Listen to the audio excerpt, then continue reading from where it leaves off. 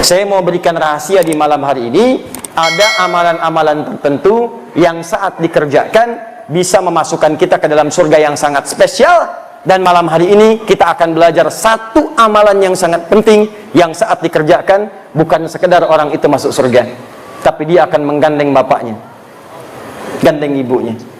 Jadi ibu yang telah mengandungnya 9 bulan 10 hari, memberikan ASI, ayahnya yang peluh keringat kemudian merawatnya, tiba-tiba saat ke surga digandeng tangan kanan dan kirinya. Istrinya pun kemudian ikut dengannya. Kalau istrinya yang mengerjakan, suaminya ikut. Bahkan kata Al-Quran langsung, kata Allah langsung, dia bisa menggandeng anaknya, cucunya, dan yang paling dahsyat, satu keluarga besar masuk surga karena orang ini, dan langsung dipertunjukkan semua penduduk langit dan bumi, bahkan disambut oleh malaikat di semua pintu surga. Dan malaikat mengatakan, salamun alaikum bima sabartum. Selamat keluarga besar ini, selamat. Anda telah sabar mengerjakan satu amalan saat di dunia, sekarang kami sambut di akhirat, diperkenalkan oleh Allah Subhanahu wa taala. Fa ni'ma uqbad dar, silahkan nikmati surga yang telah dijanjikan, yang kenikmatannya tidak pernah dirasakan sebelumnya. Itu yang akan kita turunkan, bagaimana masuk surga dengan amalan yang disebutkan dalam Al-Qur'an dan sunnah Rasulullah sallallahu alaihi wasallam.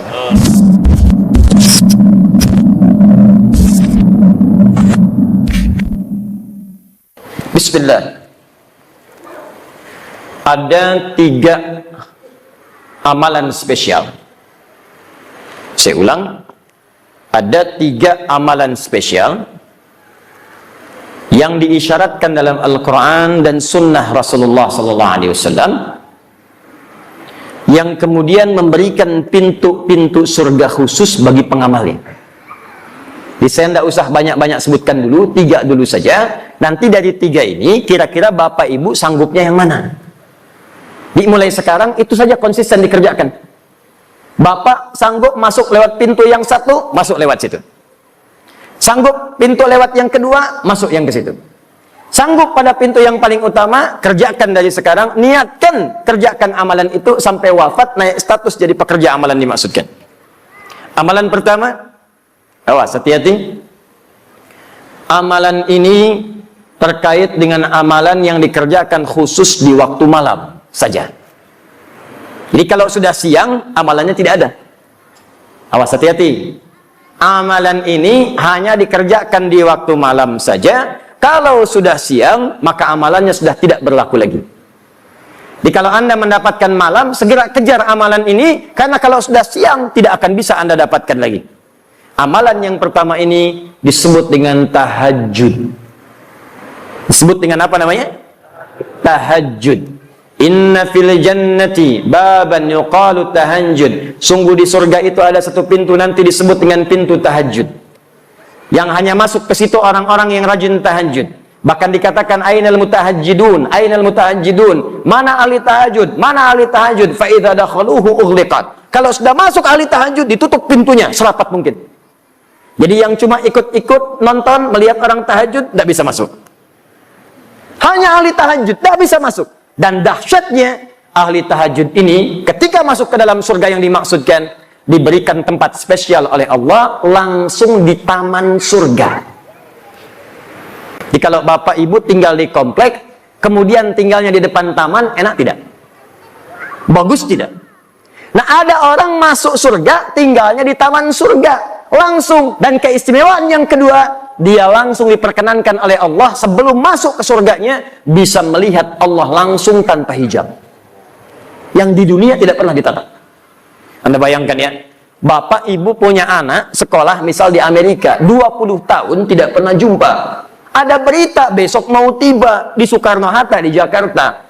Pesawat landingnya tibanya jam 7, Bapak Ibu jemput datang ke bandara jam berapa? Bukan sekedar jam 5, dari sehari sebelumnya sudah terbang ke Jakarta. Ditunggu di bandara. Setiap pesawat dihitung 1, 2, 3, 4. Dilihat kemudian di papannya, kapan anak saya akan tiba? 20 tahun nggak jumpa. 20 tahun tak pernah tatap, 20 tahun tak pernah bertemu. Begitu disampaikan akan tiba pertemuan, rindunya luar biasa. Kita ini selama hidup tak pernah menatap Allah. Hanya yakin iman, tapi tak pernah nampak dalam pandangan kita. Maka mustahil ada orang beriman yang tidak merindukan Allah, mustahil. Semakin kuat iman kita, semakin rindu kita berjumpa dengan Allah. Makanya abangda kita, sahabat kita, ustaz kita, Allah yarham Ustaz Arifin Ilham, 2 hari sebelum wafat, saya ada perasaan ingin terbang ke Penang, ingin jumpa. Qadar Allah, kemudian pesawatnya begitu padat, tak mendapatkan tiket yang diharap. Tiba-tiba dapat berita kemudian wafat. Inna lillahi wa inna ilaihi raji'un. Tapi tidak banyak orang mengetahui sebelum wafat kalimat apa yang dituliskan oleh beliau. Liqa Allah. Kata beliau, sekarang tiba melepas kerinduan berjumpa dengan Allah Subhanahu wa ta'ala. Tidak ada kerinduan terbesar bagi orang beriman kecuali 2. Berjumpa dengan Allah, menatap Rasulullah sallallahu alaihi wasallam. Tak pernah kita hidup bersama Rasulullah. Bahkan dalam mimpi jarang kita bermimpi menatap beliau. Tak pernah kita berjumpa. Orang yang mengorbankan tenaganya, fikirannya, bahkan jiwanya untuk umatnya. Azizun alaihi ma'anittum, harisun alaikum bil mu'minina raufur rahim. Ini orang, kata Allah, saking luar biasanya, kalau umatnya memiliki persoalan, dia akan mengatakan, ya Allah, jangan berikan kepadanya, timpakan saja kepada saya supaya dia ringan bebannya. Ya Rabb, kalau sakaratul maut itu begitu sakit, maka timpakan semua sakaratul maut yang akan dirasakan oleh umatku, timpakan sekarang kepadaku, supaya mereka tidak merasakannya lagi. Muhammad sallallahu alaihi wasallam. Azizun alaihi ma'anittum, harisun alaikum, begitu peduli dengan kita, sampai-sampai bermohon kepada Allah dalam setiap salat malamnya. Begitu sampai ke ayat surga, masukkan umatku ya Rabb, masukkan umatku ya Rabb. Kullu ummati dakhalal jannah, setiap umatku akan masuk surga, kata Nabi, illa man aba, kecuali yang tidak pengen. Muhammad sallallahu alaihi wasallam. Tak pernah hidup dengan beliau di dunia, jarang kita menatap di alam mimpi, maka siapa yang tidak rindu berjumpa dengan Rasulullah sallallahu alaihi wasallam di akhirat nanti? Itu kerinduan. Karena itu pengamal amalan yang pertama ini, begitu kemudian dihisab, langsung wajahnya berbinar-binar gembira, padahal belum masuk ke dalam surganya. Ada yang mengatakan sudah di surga, tapi bukan karena masuk surganya, karena berhasil menatap Allah tanpa hijab yang dia rindukan. Turunlah Quran surah ke-75, namanya surah Al-Qiyamah. Sebelum surga itu dimasuki, terjadi kiamat. Saat hisab berlangsung, muncullah keistimewaan itu. Ayat 22 sampai ayat 23. Perhatikan kalimat Al-Qurannya. Wujuhu yawma idzin nadhirah. Ada orang yang pada saat itu wajahnya berbinar-binar gembira. Anak yang wisuda belajar. Ada yang di Unsri, ada yang ke ITB, ada yang ke UI, belajar bertahun-tahun, ingin jadi dokter spesialis. 4 tahun, 5 tahun, 6 tahun. Begitu di wisuda berbinar wajahnya gembira. Gembira, gembira, gembira. Ini di hari kiamat ada wajah yang gembira luar biasa. Nadhirah, terpancar aura kebahagiaan di wajahnya. Apa yang menyebabkan dia gembira? Padahal dia belum masuk surga. Ila rabbiha nadhirah. Ila rabbiha nadhirah. Karena dia berhasil menatap wajah Rabbnya tanpa hijab sama sekali. Siapa orang ini? Bahkan hebatnya nanti, di ayat nanti akan disebutkan ahli ini. Orang-orang ini bukan sekedar bisa menatap Allah, tapi semua kebutuhan di surganya langsung diberikan oleh Allah tanpa perantara. Jadi nanti kalau di surga yang standar, yang penting ke surga. Di surga standar, ada pelayan surga namanya wildanun mukhalladun. Kalau laki-laki dilayani oleh bidadari surga, yang cantiknya, ya jangan bayangkan dulu istri masing-masing. Jauh.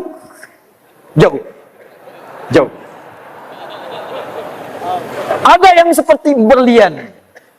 Jadi begitu kemudian menatapnya, cahaya berkilauan. Masya Allah. Bapak ibu lihat istri masing-masing, tembaga. Minimal masih ada pancarannya. Ada yang seperti mutiara, lu'lu' wal marjan.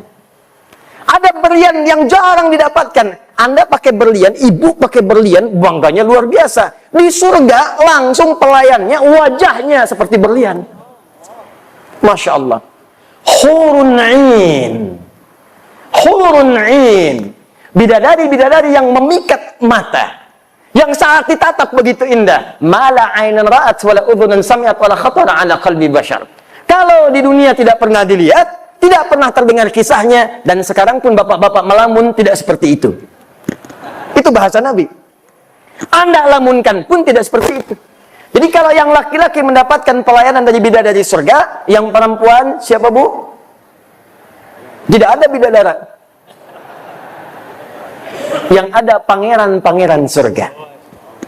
Jadi kalau laki-lakinya dilayani oleh bidadari surga, maka yang perempuannya dilayani oleh pangeran-pangeran surga. Gantengnya jangan bayangkan suami ibu sekarang. Jangan samakan dengan ustadz yang sedang ceramah. Jauh. Jauh. Indahnya luar biasa. Bi aqwabi wa abariqa wa ka'sim min ma'in. Ketika melayani Anda, maka mutiara-mutiara. Ada gelang-gelang yang indah. Kalimatnya sangat luar biasa. Wajahnya sebelum datang cahayanya sudah tiba. Anda bayangkan. Sebelum datang cahayanya sudah tiba. Sebelum datang auranya sudah tampak. Begitu tiba pancarannya luar biasa. Itu surga yang standar. Surga yang paling standar. Surga yang ini tidak. Langsung Allah yang memberikan. Apa amalan orang ini? Disebutkanlah langsung di Quran surah 51 ayat 15 sampai 17. Paling kanan pertengahan, dari atas sampai ke tengah. Quran surah 51 ayat 15 sampai 17. Kita batasi dulu sampai 17 dulu. Pelan-pelan. Innal muttaqina fi jannati wa uyun. Nanti ada orang-orang takwa yang akan tinggal kemudian di taman surga. Apa keindahan taman surga itu? Akhirina ma atahum rabbuhum. Maka mereka akan mengambil semua kenikmatan surga langsung diberikan oleh Allah Rabbnya. Berikan, berikan, berikan. Lihat, kalimatnya menggunakan Rabb. Rabbuhum. Ketika menatap Allah, kalimatnya menggunakan Rabb. Wujuhu yawma idzin nadhirah ila rabbiha nadhirah. Rabb. Yang memberikan nikmatnya Rabb. Bahkan yang paling dahsyat, ada orang-orang yang masuk surga ini saat di dunia dia punya kemampuan yang kata manusia terbatas. Kata orang dia tidak berpunya, tapi orang-orang tidak sadar dia punya amalan yang tidak dimiliki oleh orang yang lainnya. Kata yang kaya dia miskin. Kata si miskin ini, yang kaya itu miskin karena dia tidak punya amalan seperti yang pernah saya kerjakan. Jadi dia menyiapkan kekayaannya saat tiba di akhirat. Jadi saat masuk ke Masjid Baitur Rahman dia jalan, dia lewat empe-empe Paraden. Karena tak punya untuk yang dibeli, dia bawa sampai ke masjid. Empe-empe Paraden, empe-empe Paraden. Masuk masjid baru mau tahiyatul masjid meninggal. Kullu nafsin dha'iqatul maut. Ya ayyatuhan nafsul mutmainnah. Begitu masuk ke dalam surga, dimasukkan ke surganya, yang pertama teringat empe-empe Paraden. Ada itu isyaratnya. Kullama ruziqu minha min thamarati rizqan qalu hadzal ladzi ruziqna min qabl wa utubihi mutasyabiha wa utubihi mutasyabiha. Begitu masuk ke dalam surga, ya Allah, empe-empe Paraden, persis sama seperti yang dipikirkan. Sama persis. Apakah sama Paradennya? Belum tentu. Sama persis. Jadi bayangkan, semua yang diinginkan di surga baru difikirkan tiba. Ya Allah, sekutang misal puket empe-empe. Yang paling dahsyat, dia punya amalan spesial. Nah, ini amalannya tidak susah, cuman juga tidak mudah, karena waktunya cuman malam, bukan di siang. Apa amalannya? Kanu qalila minal laili ma yahja'un. Amalan pertama orang hebat ini, orang muhsin ini adalah saat di dunia sedikit tidurnya. Bahasa Quran. Sedikit tidur. Tidak ada istilah dalam Al-Quran termasuk hadis orang yang sedikit tidur kecuali menunjukkan orang yang rajin bangun malam. Kalimat bangun malam diidentikan dengan tahajud. Ingat, ini pesan saya, kalau Al-Quran sudah menyampaikan kalimat, jangan ditambah, jangan dikurangi. Begitu ditambah, kalimatnya akan berubah makna. Kata Allah, sedikit tidur. Anda tambahkan sedikit-sedikit tidur, maka maknanya akan bergeser. Dikurangi, hilang maknanya. Kata Allah, sedikit tidur, buang sedikitnya tidur. Paham? Baik, jadi apa amalan yang pertama? Sedikit tidur. Kanu qalila minal laili ma yahja'un. Siapa yang sedikit tidur ini? ditafsirlah kemudian di Al-Quran surah ke-17 ayat ke-79 sampai dengan ayat 81. Paling kiri di pertengahan di mushafnya. Inilah amalan dia, apa yang disebut kemudian dengan amalan salat tahajud. Quran surah 17 ayat 79 sampai dengan 81. Kita punya 3 menit lagi untuk menuju Isya. Pelan-pelan nanti kita jeda di Isya. Saya agak cepat karena yang mau saya sampaikan bukan amalan ini intinya. Ini pilihan pertama. Jadi kalau Bapak Ibu ingin ambil yang ini silahkan. Maksud saya begini, nanti ini yang dikerjakan sahabat-sahabat Nabi sebagian besarnya. Jadi kalau mereka pengen masuk surga lewat pintu tahajud, maka mereka akan kurangi amalan yang lainnya sebagian, maka yang ini akan difokuskan. Jadi kalau Anda saya pengen masuk pintu tahajud, mungkin puasanya jarang. Mungkin hanya Ramadan, ada yang begitu. Hadis Muslim nomor hadis yang ke-14. Ya Rabiun ilan Nabi sallallahu alaihi wasallam. Datang seorang Arab Badui kepada Nabi sallallahu alaihi wasallam. Faqala ya Rasulullah, maka dia berkata, ya Rasulullah, dullani ala amalin basitin yudkhilul jannah. Tolong tunjukkan kepadaku amalan yang sedikit-sedikit saja. Amalan yang ringan-ringan saja. Yang penting aku bisa ke surga. Cerdas orang ini. Modal sedikit, keuntungan pengen banyak. Ya Rasulullah, jangan berat-berat, jangan susah-susah, yang penting saya ke surga. Kata Nabi secara singkat, cukupkan dengan yang fardu. Jadi kalau sholat, fardu saja, 5 waktu. Kalau puasa, Ramadan saja. Kalau ingin mengeluarkan harta, zakat saja. Kalau kamu konsisten, kamu bisa masuk surga yang standar. Kalau ingin lewat yang standar, kata Nabi, maka kerjakan tatawwu', tambah dengan amalan sunnah. Pilihlah sunnahnya. Kalau cuma surga standar, kerjakan amalan-amalan fardu, cukup. Itu pun kalau tidak bermaksiat. Kalau bermaksiat, habis juga. Sholat iya, riya juga iya. Baca Quran iya, mabuk juga iya. Haji iya, mencuri juga iya. Dikerjakan seperti itu, habis dah STMJ. STMJ. Sholat terus, maksiat jalan. Begitu dikerjakan sholatnya, maksiatnya jalan, maka maksiat mengambil pahala sholatnya. Jikalau mau aman, tambah yang fardu dengan yang sunnah, maka Anda akan dimasukkan ke dalam pintu spesial di surga. Amalan pertamanya tahajud. Saya tutup dulu sebentar. Saya berikan amalan singkat. Kalau Anda ingin masuk lewat pintu ini, maka apa yang harus didawamkan? Catat hadis Muslim nomor hadis 749. Salatul laili masna masna. Fa idza khashiya ahadakumul fajra falyutir rak'atan wahidah. Bangunlah kalian di malam hari, tunaikan tahajud. Kata Nabi, kalau ingin tahajud, ini kuncinya. Kalau baru mau memulai, kata Nabi, maka jangan dulu kejar terlampau berat. Kerjakan dulu konsisten. Konsisten 2 rakaat, 2 rakaat. Walaupun cuma 2 rakaat, jangan lewatkan malam. Walaupun bangun 2 rakaat saja. Kalau khawatir fajar akan tiba, maka segera tunaikan witir 1 rakaat. Jadi kalau Anda kerjakan 11 rakaat, 23 rakaat, tapi malam ini sholat, besok tidak, besok lagi tidak, besok lagi tidak. Lebih disukai orang yang tiap malam bangun, walaupun cuma 2 rakaat, witirnya 1 rakaat. Kalau Anda kerjakan dengan niat minta masuk pintu tahajud, maka besar kemungkinan insya Allah dikabulkanlah dan masuklah ke dalam pintu tahajud yang dimaksudkan. Jelas sampai sini? Jadi kalau ingin masuk lewat pintu tahajud, silahkan masuk. Mulai sekarang, jangan tinggalkan sebagian malam, walaupun hanya mengerjakan 2 rakaat, plus witir 1 rakaat. Nah, sekarang ada yang lebih hebat lagi. Dia akan masuk pintu itu, dan melewati semua pintu-pintu. Bahkan, maaf ya, dia ini yang paling hebat, amalan dia, amalan yang lain, bukan yang tadi, tapi saat dikerjakan, dia akan masuk lewat pintu tahajud, masuk lewat pintu lain, masuk lewat pintu lain. Amalan apakah itu? Nanti saya akan tunjukkan anak-anak muda, bahkan ada anak nanti yang saya berikan bocoran dari Palembang, yang datang kepada kami 2 hari lalu, dia dari Muara Enim, ya, dengan keluarga yang sangat luar biasa. Nanti saya akan tunjukkan keluarga besar ini mengejar amalan itu. Apakah amalan yang dimaksudkan? Kita lihat setelah menunaikan sholat Isya berjamaah, insya Allah. Subhanakallahumma bihamdika asyhadu an la ilaha illa anta astaghfiruka wa atubu ilaik. Assalamualaikum warahmatullahi wabarakatuh. Bismillah. Assalamualaikum warahmatullahi wabarakatuh. Alhamdulillah, wassalatu wassalamu ala rasulillah wa ala alihi wa sahbihi wa man walah wa ba'du.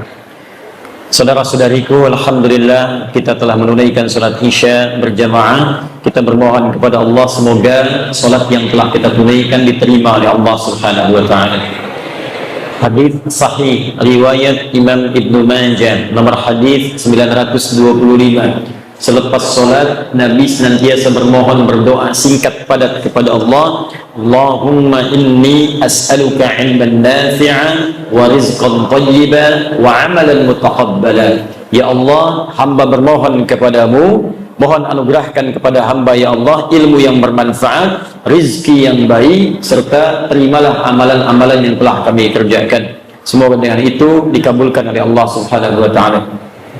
Kita akan cepat karena malam ini nanti saya akan berikan sesuatu yang istimewa sebagai awal perubahan hidup kita mulai malam hari ini insya Allah. Kita mendambakan masuk ke dalam surga. Tapi kata sahabat Ali bin Abi Thalib karramallahu wajhah, banyak orang mendambakan surga tapi melakukan perbuatan yang menjauhkan ia dari surga.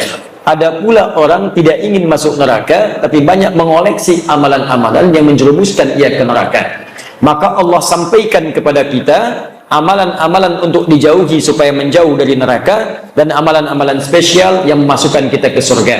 Sudah kita bahas tadi sebelum Isya, ada amalan spesial pertama yang kalau Anda kerjakan bukan sekedar surga standar biasa, surga istimewa di taman surga, nikmatnya langsung dari Allah dan kenikmatannya luar biasa. Secara singkat, amalan utamanya adalah tahajud. Jadi ketika ada ayat tahajud dalam Al-Quran, misal surah ke-17 ayat ke-79 paling kiri sebelah atas sampai 81-nya, Allah sampaikan wa minal laili fatahajjad bihi nafilatan lak. Dan diantara sebagian malam, gak usah ngambil semuanya. Kata Allah, saya tidak ingin berikan kepadamu semua malam, kamu ambil sebagiannya saja, tunaikan tahajud. Tapi ingat baik-baik ya Bu, Pak, teman-teman, tahajud itu asalnya dari kata hajada, aktivitas yang dikerjakan setelah tidur sejenak. Tidur dulu supaya malam bangunnya segar.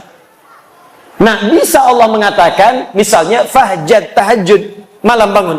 Tapi kenapa ditambah dengan ta dan ada tasdid di ujungnya, tahajjada, padahal asal kalimatnya hajada yahjudu, jadi tahajjada. Di ilmu sharaf punya 12 cabang ilmu lagi. Ada tambahan huruf 1, thulathil mazid di harfin, tambahan 1 huruf. Kalau ditambahkan ta, di antara maknanya sesuatu yang dikerjakan dengan sungguh-sungguh dan serius. Jadi kalau Anda ingin membangun malam, itu mesti sungguh-sungguh, mesti serius. Harus ada persiapan, ada usaha. Ini menunjukkan amalan ini sekalipun kelihatannya mudah, tapi tidak mudah dikerjakan kecuali sungguh-sungguh dalam merencanakannya. Kalau di akhirnya ada tasdid, pakai tasdid dari kata syiddah, ini menunjukkan amalan itu tidak mudah dan butuh motivasi 2 kali lipat. Karena itu orang-orang yang pengen tahajud bangunnya 3:30, itu pasang alarm bisa dari jam 2, Pak. Pengen sholat 3:30, pasang alarm jam 2, alarmnya sampai 4 kali. Jam 2:15, 2:30, jam 3, 3:15. Untuk sholat jam 3:30, alarm jam 2:15 untuk mematikan alarm yang kedua. Alarm kedua mematikan alarm yang ketiga. Alarm ketiga untuk alarm yang keempat. Baru yang keempat pun masih ngantuk. Alhamdulillahilladzi ahyana ba'da ma amatana wa ilaihin nusur. Bangun-bangun jam 6. Kelihatannya sedikit. Maka dari itu bagi yang ingin tahajud, silahkan siapkan diri. Anda masuk pintu tahajud ke surga spesial. Dan kalau ingin mulai, jangan membebani diri. Ad-dinu yusrun wala usrun. Agama itu mudah, jangan dipersulit. Maka naik tangga itu jangan langsung naik tangga ke tangga yang kelima, tangga ke-7, karena tangga dimulai dari tangga pertama, kedua, ketiga, dan seterusnya. Maka kata Nabi di hadis Muslim nomor hadis 749 dari Ibnu Umar radhiyallahu taala anhuma, salatul laili matna matna. Kalau pengen salat malam, mulai 2 dulu. Kalau sudah nikmat, tambah 2 lagi. Itu pun jangan baca yang panjang-panjang dulu. Faqra'u ma tayassara minal Qur'an. Surah 74, surah ke-73, ayat ke-20. Faqra'u ma tayassara minal Qur'an. Yang gampang-gampang dulu. Mungkin malam pertama kalau nggak pernah tahajud, malam pertama kul dulu. Rakaat kedua kul lagi. Al-falaq, an-nas, kul dengan kul. Witirnya kul lagi. Kul huwallahu ahad. Nggak apa-apa. Kalau sudah terbiasa, besok bangun lagi, tambah 2 lagi, tambah 2 lagi, tambah 2 lagi. Ada yang 11, ada yang semakin nikmat 23. Di Madinah ada yang sampai 39, ada yang lebih daripada 40. Saking nikmatnya mengejar pintu surga dengan tahajud. Dan pintu ini penting. Nanti kalau Bapak Ibu umrah atau haji nanti akan berangkat, saya doakan insya Allah yang belum berangkat dipercepat untuk berangkat. Insya Allah. Insya Allah. Dan tidak cukup dengan amin, nabung. Nabung insya Allah. Pasang target. Nanti kalau ke Madinah, masuk Masjid Nabi, saat nanti akan masuk ke Masjid Nabi itu, begitu Anda masuk, nanti ada wilayah khusus yang karpetnya merah, atasnya ada manik-manik lampu. Nah, di wilayah itu ada karpet hijau disebut dengan Raudhah. Sebelah kiri Raudhah, dekat yang makam Nabi itu, kamarnya Nabi, itu nanti ada wilayah Suffah. Sebelum Suffah, ada yang seperti panggung kecil, ada gundakan. Itulah dulu kamarnya Sayyidina Ali bin Abi Thalib ketika berumah tangga dengan Fatimah Az-Zahra. Tahukah Anda, kalau tiap malam, saking pentingnya tahajud, Nabi bangun, membangunkan Ali bangun, Fatimah bangun, ayo istrinya bangun. Saking inginnya keluarga Nabi itu bertemu dengan Allah, rindunya lepas, masuk lewat pintu tahajud, dibangunkan semuanya. Padahal Nabi ahli surga, Ali ahli surga, Fatimah itu putri surga, Al-Hasan penghuni surga, Al-Husain penghuni surga. Dua-duanya adalah penghuni surga, pemimpin para pemuda. Al-Hasan dan Al-Husain malamnya masih tahajud. Antum siapa? Ibu istri Nabi bukan. Antum menantu Nabi bukan, cucu Nabi bukan, tetangga Nabi bukan, sahabat bukan, tabi'in bukan, imam juga bukan, makmum kadang-kadang. Pengen masuk surga lewat pintu tahajud, surga Firdaus. Bangun malam terlewat. Anda siapa? Sehat. Makanya sering disindir oleh Allah. Buka Quran surah ke-73. Al-Muzammil, orang yang berselimut nikmat dalam tidurnya. Al-Mudaththir, orang yang berselimut untuk berlindung dari sesuatu yang menegangkan. Al-Muzammil pakai selimut menikmati malam. Ya ayyuhal muzammil, hai yang sedang berselimut menikmati tidurnya malam. Qumil laila illa qalila. Katanya pengen ke surga, katanya spesial. Ayo bangun malam, kalaupun cuma sedikit. Nisfahu aw yunqus minhu qalila. Ayo ambil pertengahannya, atau kalau nggak kuat ujungnya mendekat ke arah subuh. Auzid alaihi warattilil qur'ana tartila. Atau kemudian tambah sedikit, jangan terlampau dekat ke subuh, supaya engkau menikmati bacaannya. Bacalah Quran dengan tartil. Innalaka fin nahari sabhan tawila. Duh, katanya pengen ke surga. Siang harinya sibuk luar biasa, sibuk kerja. Ada yang jualan, ada yang menjahit, ya. Ada yang jual ini, ada yang jual itu, ada yang jual pakaian, ada yang jual, ada yang ngajar, ada yang macam-macam, ada yang ke kantor. Masya Allah, siangnya sibuk kerja, malamnya tidur. Cita-cita masuk surga. Makanya kata Allah, kamu ini aneh. Katanya pengen ke surga, siangnya sibuk kerja, malamnya nikmat tidur. Cita-cita ke surga, bangunlah walaupun cuma 2 rakaat. Siap tahajud? Siap tahajud? Allahu Akbar. Insya Allah, mudah-mudahan di hari kiamat kita dibangkitkan, ada pintu tahajud memanggil kita. Masya Allah. Aina fulan, wong kita galuh. Wah, mutahajidun. Mana orang Palembang yang tahajud? Langsung disebut Palembangnya. Masuk, masuk, masuk, masuk, masuk. Masya Allah. Pak Edi Taylor, masuk. Bapak Sabil, masuk. Pak Lutfi, masuk. Prabu Muli, masuk. Oki, masuk. Banyu Asin, masuk. Indonesia, masuk. Masya Allah. Ketika pintu tahajud memanggil, ada pintu lain lagi yang memanggil. Pintu ini disebut dengan Ar-Rayyan.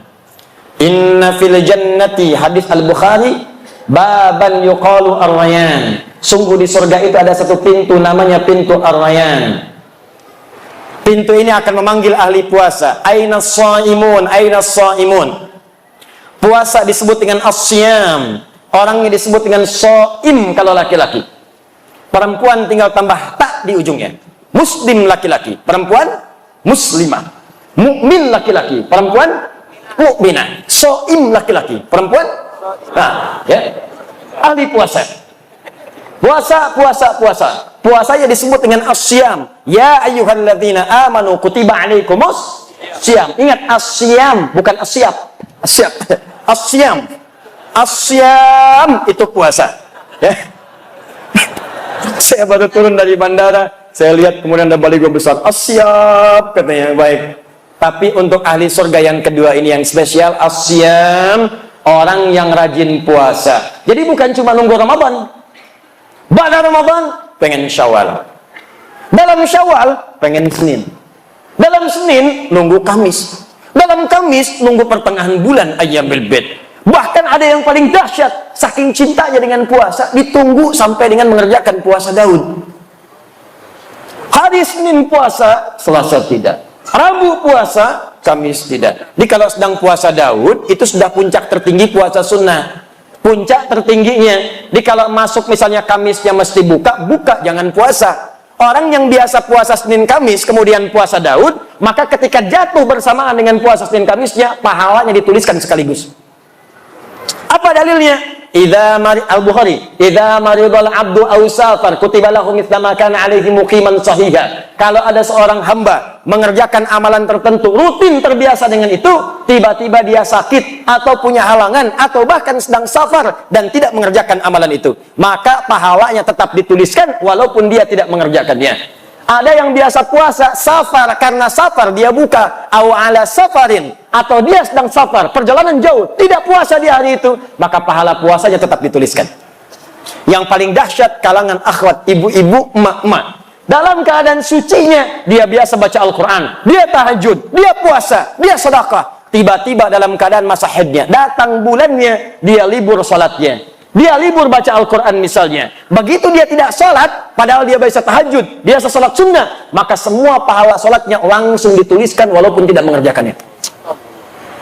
Makanya saya katakan, rugi seorang muslimah dalam masa sucinya hanya mengerjakan amalan fardu saja. Karena saat masa haidnya, yang dituliskan cuma itu saja. Nanti kalau sudah tiba menopause, sama aja dengan laki-laki, nggak ada batas. Makanya ayo, coba berlomba. Maka dikatakan, aina shaimun, aina shaimun. Mana ahli puasa, ahli puasa. Maaf, yang tidak biasa puasa, yang tidak senang puasa, dia tidak akan masuk lewat pintu ini. Fa idza dakhalahu ughliqa, begitu masuk ditutup. Yang puasa Daud masuk. Tiba-tiba langsung nutup. Kok ditutup? Saya Daud juga. Daud apa kamu? Saya sholat Daud. Subuh sholat, duhur tidak. Asar sholat, maghrib tidak. Tidak bisa masuk.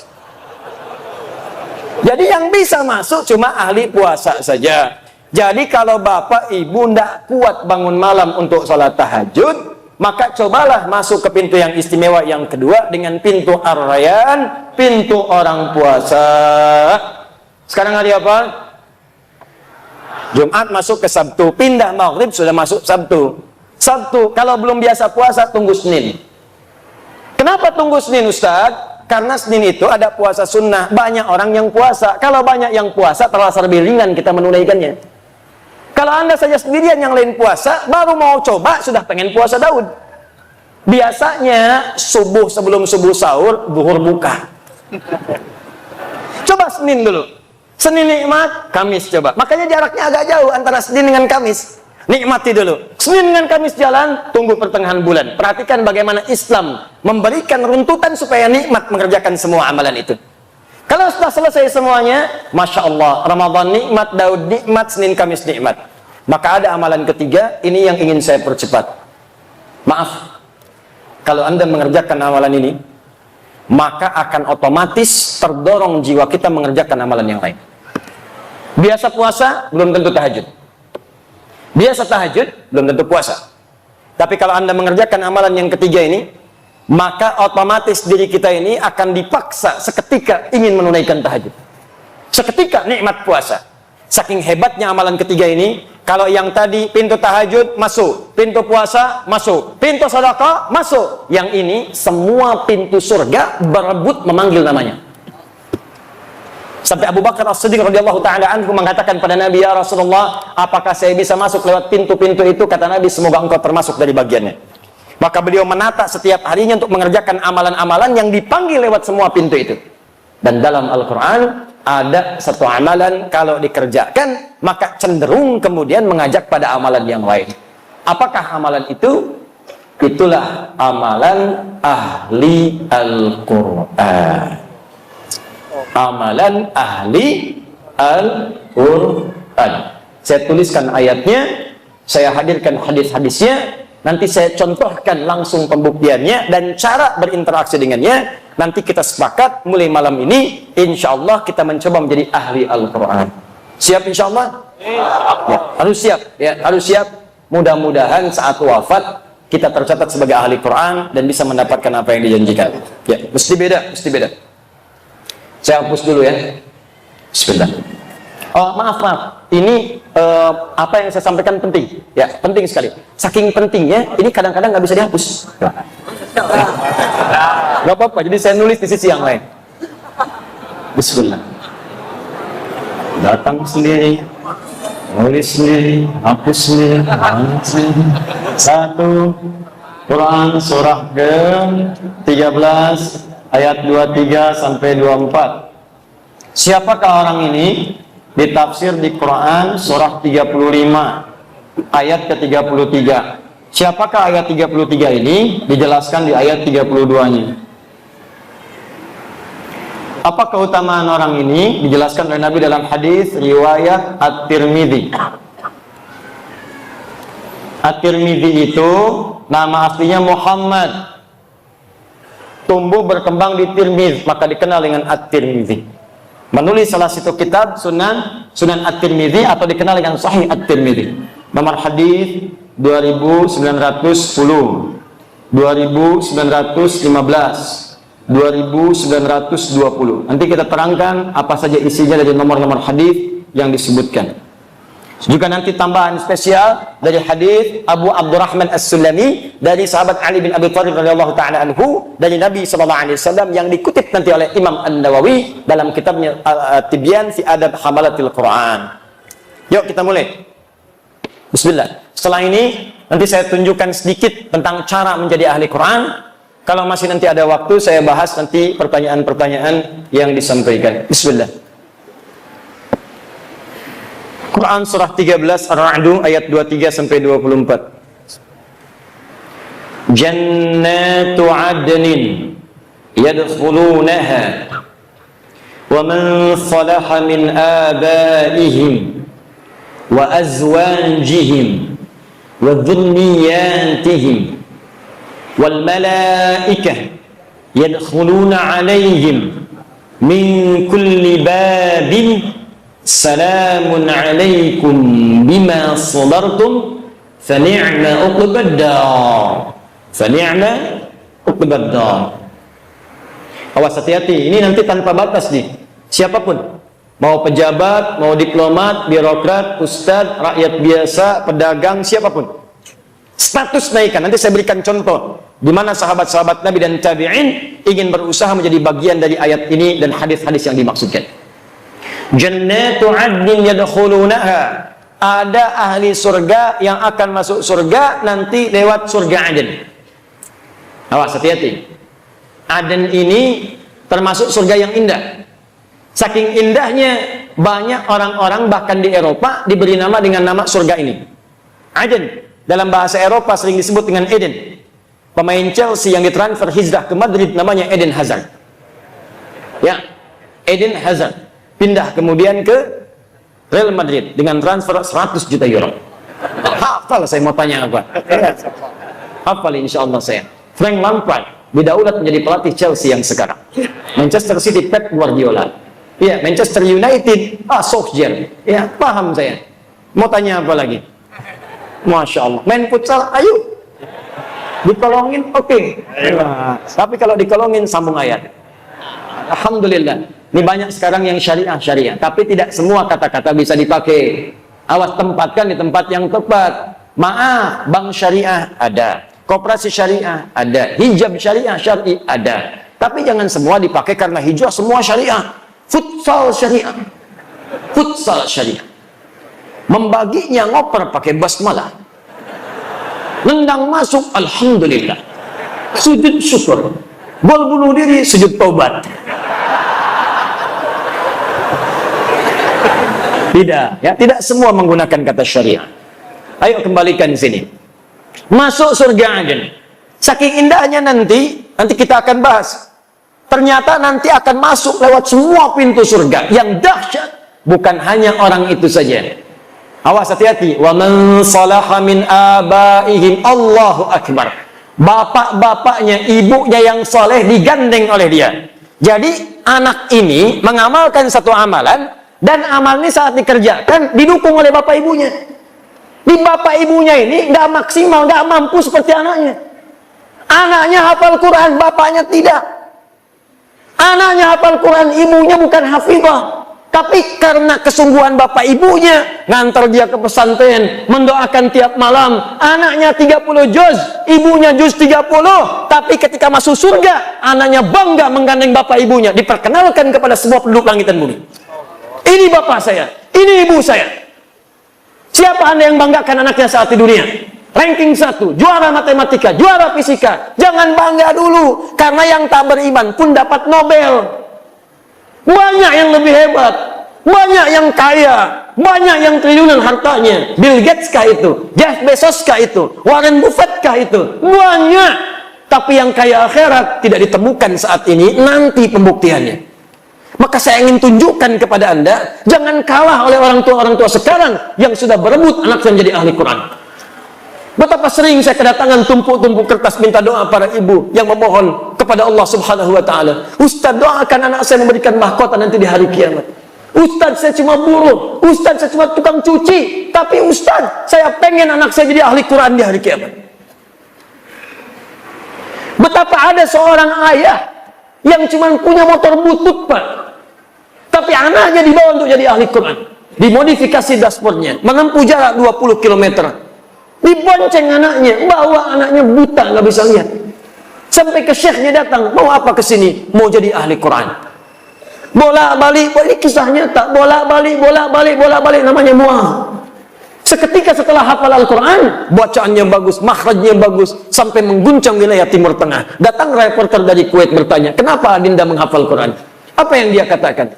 Saya akan membawa Quran ini, dia belum balik waktu itu. Saya akan membawa Quran di hari kiamat. Dengan tangan saya gemetar, kaki saya gemetar. Saya tidak bisa berjumpa di hari kiamat nanti saat hisab dengan ayah saya lagi. Ibu saya tidak ada. Tapi saya akan berkata di hadapan Allah, ya Rabb, saya telah berusaha menghafal Quran selama hidup di dunia.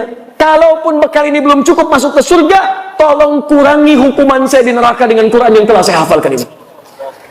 Tapi apa jawab Allah? Bukan neraka untukmu, surga untukmu. Bawa bapakmu, gandeng ibumu yang telah mendukungmu menjadi ahli Quran saat di dunia. Maka disebutkanlah dalam hadis riwayat At-Tirmidzi, nomor hadis 2915. Begitu akan masuk surga, Qurannya langsung berkata kepada Allah, Allahumma halli. Karena itu di Quran surah 35 ayat 33, paling kiri sebelah atas, maka disebutkanlah dia akan dihiasi. Ya Allah, kata Al-Quran, hiasi dia. Jannatu adnin yadkhulunaha yuhallawna fiha min asawir. Maka Allah tidak rida ahli Quran ini masuk ke dalam surga sebelum diberikan perhiasan dulu. Maka diberikanlah perhiasan. Pertama hiasan yang dipakaikan adalah gelang-gelang emas.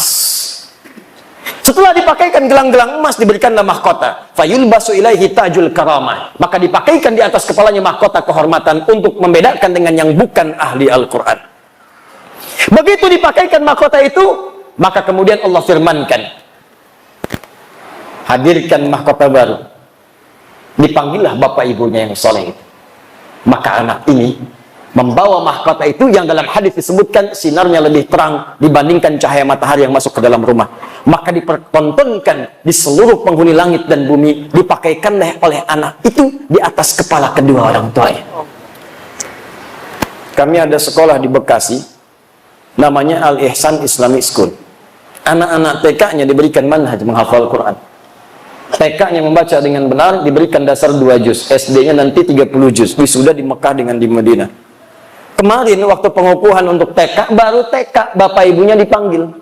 Wisuda baru juz 30, masuk juz 29. Wisuda, bapak ibunya didudukan di atas kursi, anaknya diberikan mahkota-mahkotaan dari kertas. Dipakaikanlah mahkota itu oleh anak TK di kepala bapak ibunya. Jatuhlah air matanya pada saat itu. Hanya mahkota buatan, hanya yang terbuat dari kertas bisa menitikan air mata di kedua orang tuanya. Maka Anda bayangkan bagaimana di hari kiamat mahkota itu nyata diberikan di kepala kedua orang tuanya.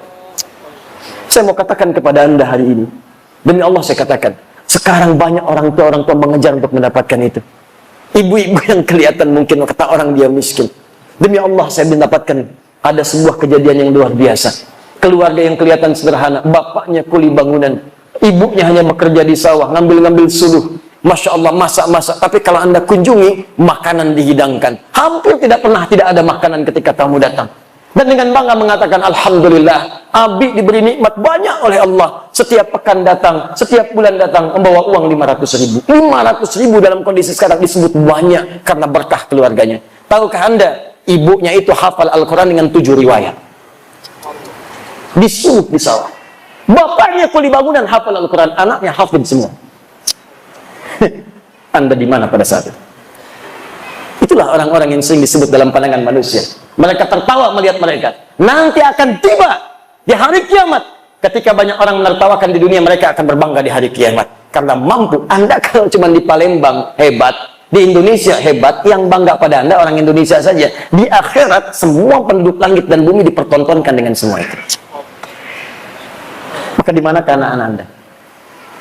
Tidak apa-apa, silakan. Jadikan mereka ahli fisika, matematika, jadi dokter, jadi insinyur. Tapi jadikan insinyur yang hafal Quran, dokter yang ahli Quran, polisi yang ahli Quran, tentara ahli Quran. Quran datang di tempat kita, berkah akan turun. Al-Quran turun lewat malaikat, dipilih malaikat, langsung naik status jadi Sayyidul Malaikat, Jibril. Quran diturunkan pada Nabi Muhammad, naik status Sayyidul Anbiya wal Mursalin. Quran turun di satu malam, naik status Lailatul Qadar. Quran turun di hari Jumat, Jumatnya Sayyidul Ayyam. Quran turun di Mekah, semua yang nggak ada di tempat lain ada di Mekah. Tandus, semua buah-buahan ada. Tandus, semua makanan ada. Datang orang ke sana, Quran turun berkah. Pindah ke Yathrib, Yathrib berubah jadi Madinah. Madinah kota peradaban indah. Maka ulama menyimpulkan, setiap Al-Quran turun, ada ahli Quran di satu tempat, maka tempat itu akan berkah dalam kehidupannya. Saya menghadapi anak-anak datang. Tuh kalau anak-anak hafid-hafid kecil itu, biasanya kalau dia datang ke Bekasi pengen cek hafalan, saya lihat Masya Allah bapak ibunya luar biasa. Ada yang kasih penghargaan, berangkatlah haji, difasilitasi oleh kerajaan Saudi, ditunjuklah kami menjadi Amirul Hajj. Begitu berangkat saya kira siapa yang saya pimpin, ternyata kebanyakan ahli Quran. Anda bayangkan yang hafal Quran anak-anak kecil, yang ikut haji, bapaknya ikut, ibunya ikut, gurunya ikut, temannya ikut, kerabatnya ikut. Yang hafal Quran satu orang, yang berangkat banyak orang. Anak Anda sekolah SD, tiba-tiba hafal Quran 30 juz, langsung keluar air mata, jatuh sujud syukur. Tapi yang akan orang tanya, siapa bapaknya? Siapa ibunya? Siapa gurunya? Yang hafal anaknya, yang disebut sebagian orang-orang sekitaran. Itu baru dunia, akhirat mahkota. Begitu diberikan mahkota, kata Al-Qur'annya, ya Allah, Allahumma zidhu, ya Allah, tolong bedakan fasilitator dengan penghafalnya. Bedakan fasilitator dengan ahli Qurannya. Fayulbasu ilaihi libasul karamah. Maka dipakaikan di ahli Quran itu pakaian kehormatan. Kalau tadi mahkota, sekarang jubah kehormatan. Maka dengan jubah itulah dia gandeng bangga dengan tangan kanannya bapaknya, ibunya. Kemudian kalau dia hafal, laki-laki pernah menikah, istrinya. Kalau dia perempuan, suaminya. Dan di belakangnya wa dzurriyyatihim, anak cucu sampai keturunan terakhirnya. Maka diparadekan masuk surga dari semua pintu surga. Setiap lewat satu pintu surga, maka malaikat mengatakan kepadanya, wal malaikatu yadkhuluna alaihim min kulli babin salamun alaikum bima sabartum. Mereka mengatakan, selamat bisa masuk ke sini karena Anda sabar saat di dunia. Sabar dengan Qurannya. Orang mencela, sabar. Orang lihat koran, dia baca Al-Quran. Di LRT, baca Al-Quran. Di trans, baca Al-Quran. Di angkot, baca Al-Quran. Masuk kantor, nunggu rapat, baca Al-Quran. Sabar. Orang lain lihat media, dia lihat Quran. Sabar. Dan dengan kesabarannya ini, fa ni'ma uqbad dar, silahkan masuk surga yang telah kami janjikan. Allahu Akbar. Nah sekarang pertanyaannya, bagaimana menjadi ahli Al-Quran itu? Karena berdasar riwayat-riwayat yang sahih, ternyata maaf sekali, ahli Al-Quran itu ternyata bukan sekedar hafal 30 juz. Ada hafal 30 juz, tapi disebut bukan ahli Al-Quran. Yang menyampaikan itu langsung sahabat Nabi, Abdullah bin Amr bin As. Awas hati, nanti saya sampaikan kisahnya. Ada yang hafal cuma satu surat, disebut ahli Al-Quran. Tapi yang paling hebat, hafal 30 juz, dan itu disebut dengan ahli Al-Quran.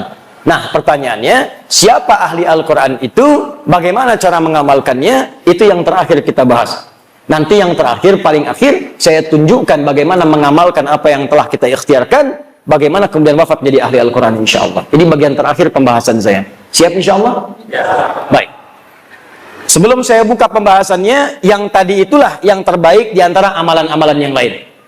Sebab ahli Al-Quran itu kalau sudah rajin dengan Qurannya, dia pasti tahajud. Karena itu perintah tahajud, kemudian disandingkan dengan bacaan Quran. Dalilnya Quran, surah 73, ayat ke-20. Ya, setelah Allah mengatakan bangun malam, tunaikan tahajud, maka dibuka dengan kalimat faqra'u ma tayassara minal Qur'an. Dalam tahajud itulah baca Quran yang biasa engkau bacakan. Yang ringan-ringan baca. Yuk kita kembalikan. Khairukum man ta'allama al-Qur'ana wa 'allama. Nabi menyampaikan yang terbaik di antara kalian dari sekian hamba yang soleh, dari sekian hamba-hamba yang hidup di bumi adalah orang yang mau belajar Al-Quran dan mengamalkan apa yang telah ia pelajari itu. Hadis ini, kata para ulama, mengandung dua hal sekaligus. Pertama adalah mempelajari Al-Qurannya, kedua adalah mengamalkannya. Dalam mengamalkan pelajaran Al-Quran ini, ada 3 jenis yang bisa kita lakukan.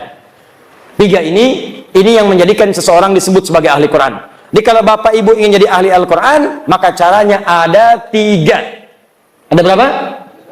3. Saya ulang. Caranya ada 3. 1. Ada yang disebut ahli Quran, ahli qiraat.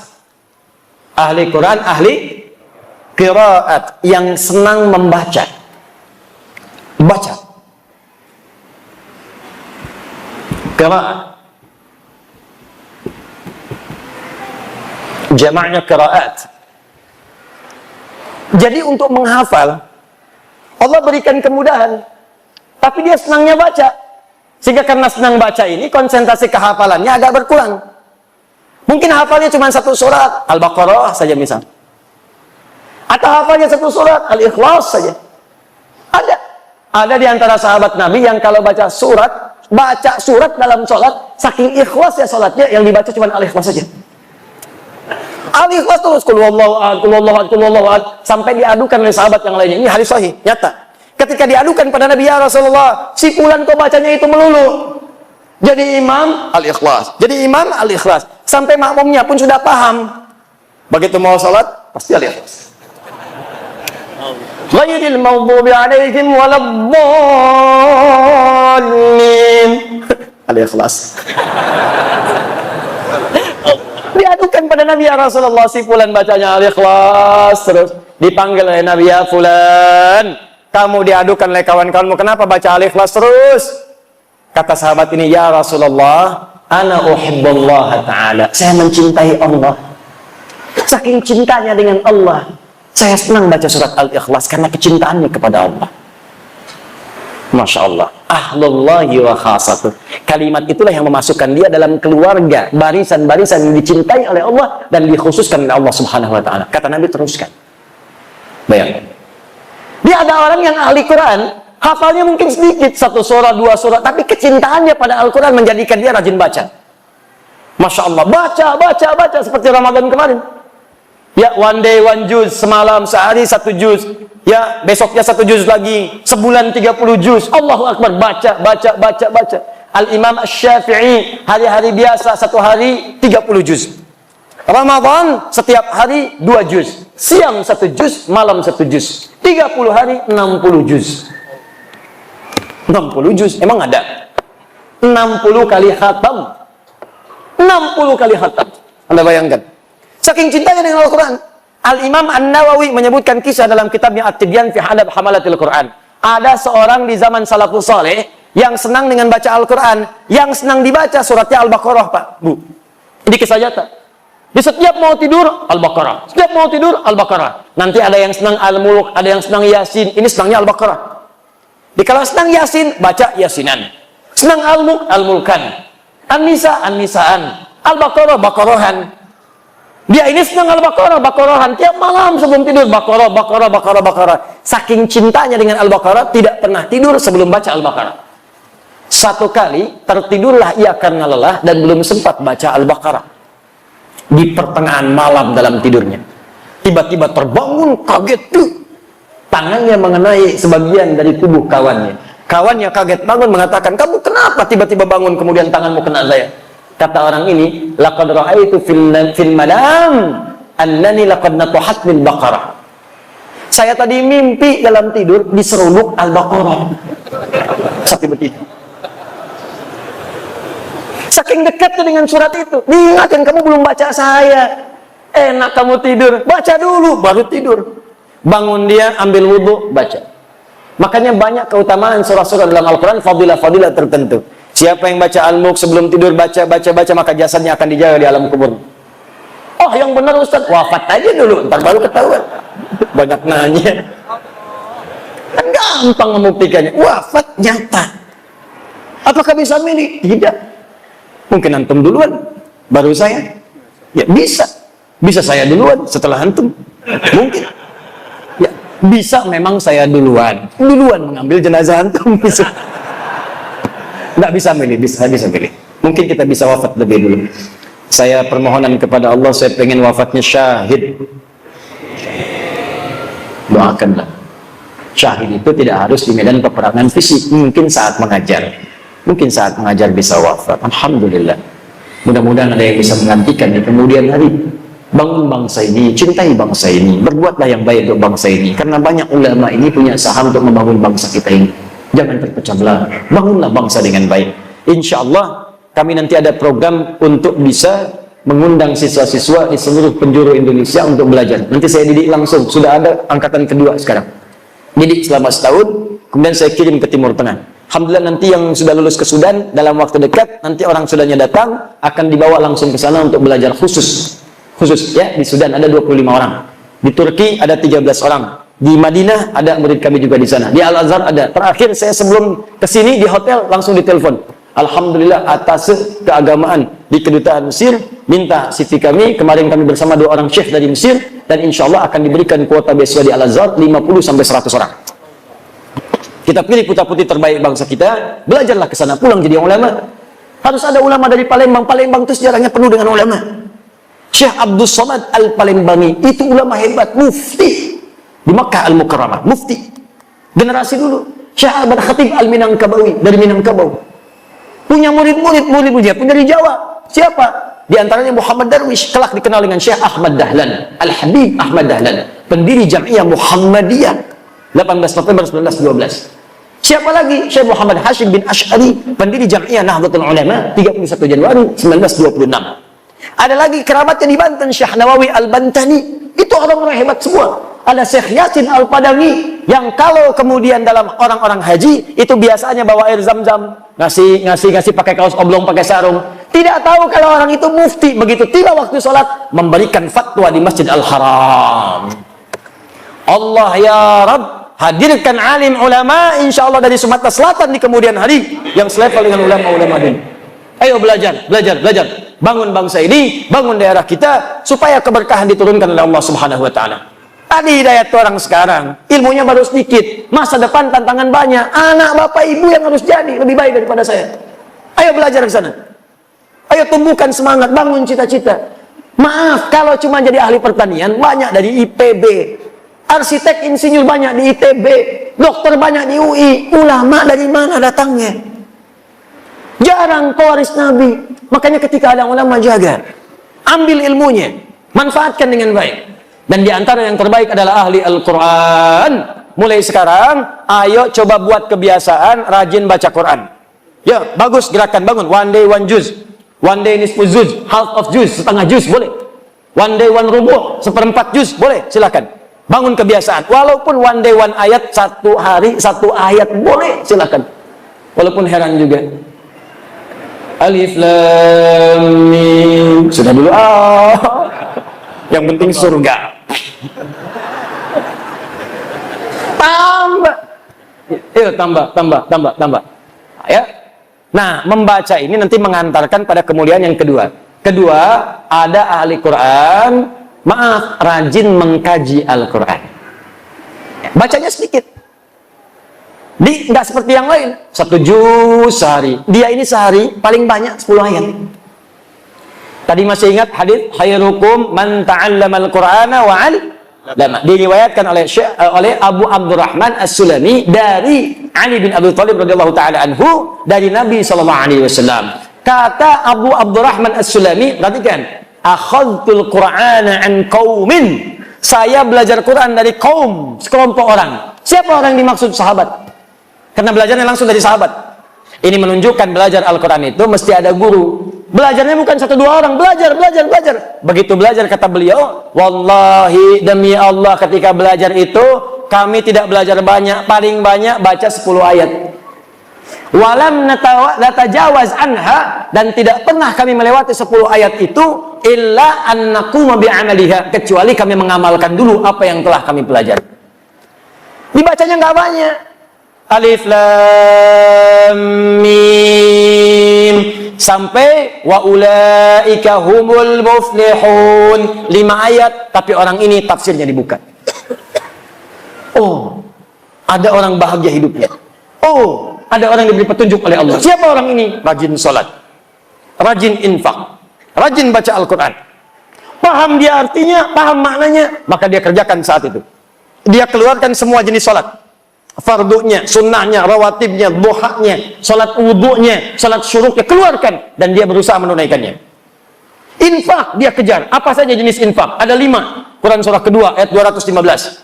Wa yas'alunaka madza yunfiqun, kepada siapa kau mesti berinfak? Qul ma anfaqtum min khair, katakan kalau mau infak berikan yang baik-baik. Lil walidain, pertama orang tua. Wal aqrabin, keluarga terdekat. Wal yatama, anak yatim. Wal masakin, orang miskin. Wabis sabil, orang yang kekurangan bekal. Kejar oleh dia. Ke orang tua, kerja. Begitu dapat kemudian gaji, telepon orang tua, mama, hari ini aku punya hadiah spesial. Apa itu, nak? Tunggu saja. Begitu datang, dibungkuslah sebuah hal yang sangat diinginkan oleh ibundanya. Dituliskan kemudian di atasnya, terima kasih mama, telah mengandung saya, bersabar merawat saya, memberikan ASI untuk saya. Ini gaji pertama saya berikan untuk mama. Walaupun belum bisa memberikan apa-apa, semoga dengan ini doa Anda mengantarkan kita ke surga. Dibuka. Masya Allah. Begitu dibuka, handphone terbaru. Bukan.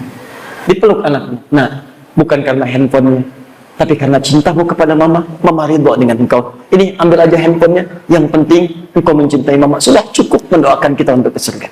Berpelukan keduanya, mengalir air matanya, dan hadirlah di situ nilai-nilai kemuliaan. Itulah infak terindah. Bacanya cuma 5 ayat, tapi ngamalkannya yang luar biasa. Makanya banyak sahabat yang hafal Quran itu puluhan tahun. Umar bin Khattab radhiyallahu taala anhu 20 tahun. Ada yang 40 tahun. Abu Abdurrahman As-Sulami itu 40 tahun. Padahal beliau pebisnis. Masya Allah, jualan, dagang, macam-macam. Ketika mendengar hadis Nabi tadi, khairukum man ta'allamal Qur'ana wa 'allamah. Kalau kamu pengen jadi orang hebat, maka mendekat kepada Al-Quran. Maka beliau sambil berusaha tadi menjadi ahli Quran. Belajar Quran, baca, amalkan. Sampai mengatakan, tidak pernah ada yang menempatkan saya pada status yang terbaik saat ini, kecuali hadis tadi. Maka ayo, kalau tidak sempat punya banyak waktu baca 1 juz per hari, setidaknya baca 1 ayat, lihat tafsirnya, amalkan isinya. Maka Anda masuk golongan yang kedua. Hati-hati, kata Amr bin As radhiyallahu ta'ala anhu, perhatikan kalimatnya. Aku dapati di era Nabi, banyak orang yang cuma hafal 1 surat, tapi mengamalkan isinya dengan sepenuh jiwanya. Tapi nanti aku prediksikan di masa kini yang akan datang, akan banyak orang hafal 30 juz, saking mudahnya seperti meminum air. Air itu diminum tidak ada hambatan, masuk langsung. Kata Amr bin As, ya ada orang yang akan hafal Quran semudah meminum air, tapi sangat berat dalam mengamalkannya. 30 juz hafal, tanya halaman, tanya ayat, tanya nomor, tanya posisi, hafal semua, tapi mengamalkannya begitu berat. Hati-hati. Dia hafal ayat tentang bersikap baik.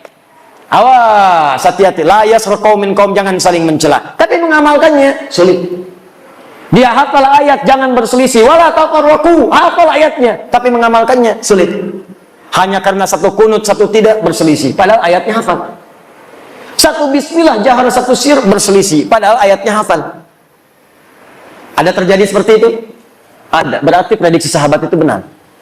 Maka kalau ingin jadi ahli Quran, pilihan pertama banyak membaca, pilihan kedua menelaah, yang ketiga ini yang paling hebat.